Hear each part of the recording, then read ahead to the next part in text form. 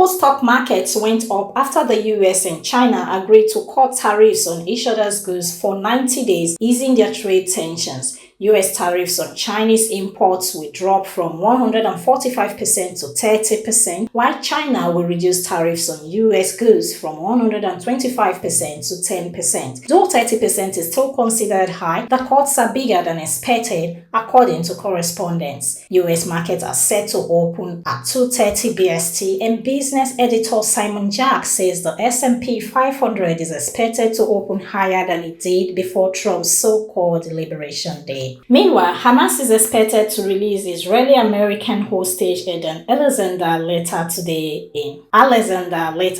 in Gaza. Alexander, 21, was captured during the 7 October attacks while serving in an elite Israeli infantry unit near the Gaza border. Out of 251 hostages taken, 59 are still in Gaza, with up to 24 believed to be alive. Israel says a safe corridor will be provided for his release, but has not agreed to a ceasefire. President Donald Trump, who starts a Middle East visit on Tuesday, called the news great.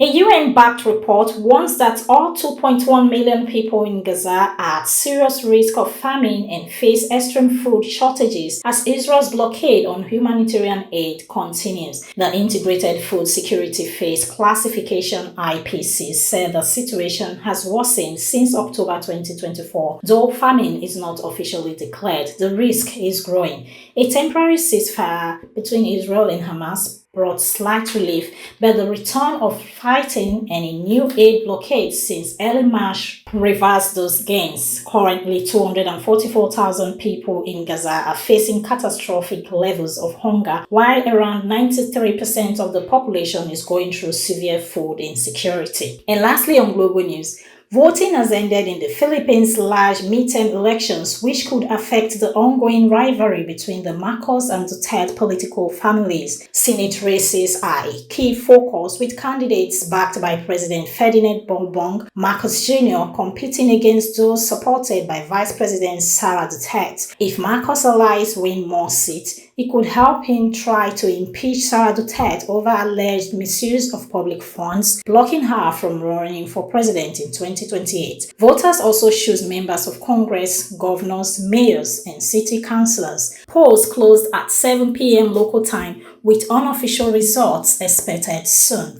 And that's it from the global scene. Rebecca Guffey reporting for BTV News.